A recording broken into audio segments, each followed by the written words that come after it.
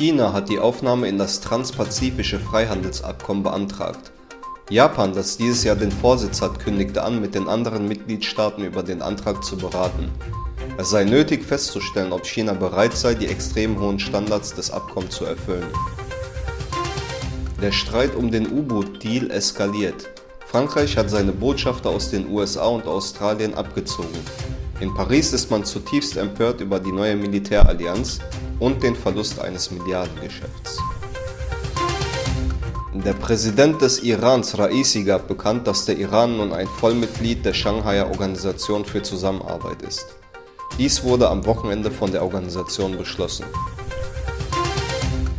Die Vorsitzende des Repräsentantenhauses, Nancy Pelosi, sagte auf einer Veranstaltung, dass man aufgrund des Genozids an den Uiguren die Beziehung zu China auf einem bestimmten Level halten sollte. Die BioNTech-Gründer Uğur Şahin und Özlem Türeci wurden in Köln mit der Ehrendoktorwürde ausgezeichnet. Zudem durften sie sich ins Goldene Buch der Stadt eintragen.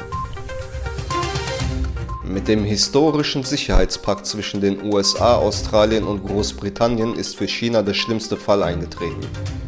Die chinesischen Staatsmedien berichten, dass Australien sich damit als nukleares Ziel positioniert hat. Es wird behauptet, dass Hilton ein Hotel auf den Ruinen einer uigurischen Moschee errichten will. Die islamisch-amerikanische Bürgerrechtsorganisation CARE bezeichnet dies als eine Menschenrechtsverletzung, weil dadurch der Genozid in Ostturkestan befeuert wird.